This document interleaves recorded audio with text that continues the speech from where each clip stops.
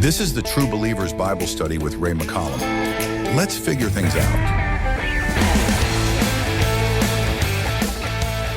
The Bible is a story of the war between two seeds.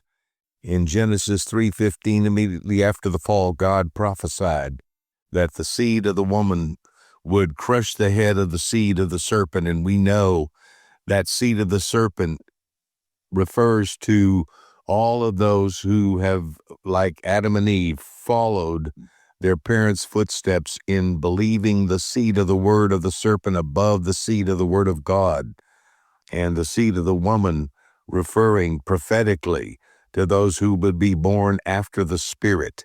It's not a physical seed, it's a spiritual seed. And so it is, we come to God getting the seed at first into the earth through a people that was headed by Abraham. And if you study the story of Abraham, it's all about seeds.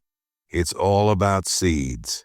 In Genesis 12, when God calls him in the first place, the first thing that he says to him is that he would give the land to him and to his seed. And later on, in Genesis 13, God says, "For all the land which you see, I will give it to you and to your seed." That's in Genesis. I'll have to check that. But in Genesis 15, the issue for Abraham was God kept saying, "I'll give you the land and to your seed," and he had no children. Here he is at an advanced age, and he has no seed. He has no sons. He has no generations.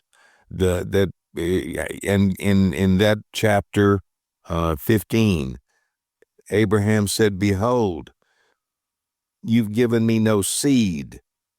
None born in my house is my heir." And he said, "All I've got is this servant, Eleazar." And he said, in those days, if you didn't have a son, generally your chief servant would inherit. But God says, "No, this man shall not be your heir. Your heir will come out of your own bowels." And he brought him forth and said, "Look toward heaven and count the stars, so shall your seed be." And then in Genesis 22, he says, "Look at the seed of the sand on the seashore, so shall be your seed."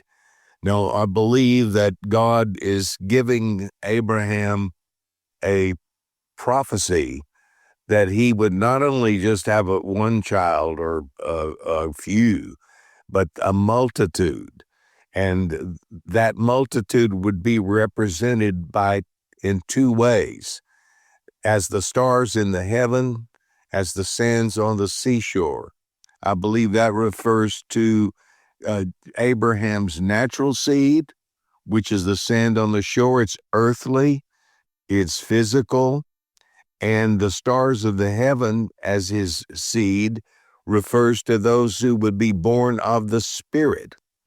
Now, again, I don't know why this is so controversial in so many Christian quarters, but surely everyone would agree that not all the children of Abraham, not all of his seed, are godly seed.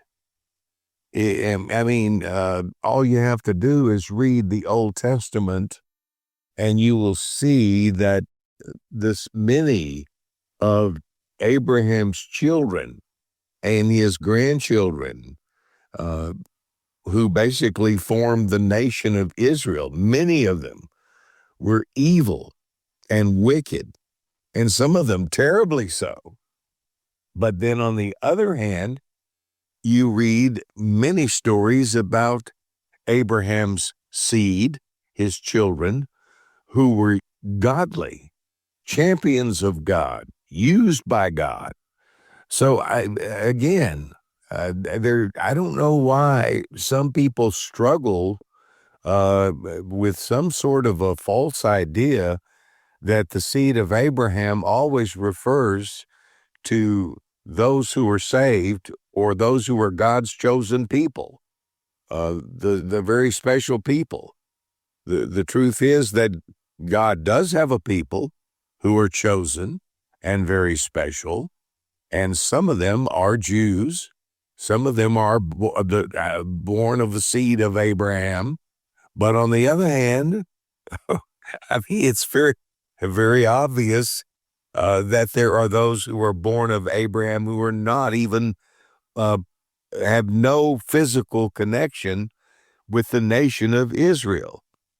So when God says, blessing, I will bless thee, in Genesis 22, God says, I will multiply your seed as the stars of heaven.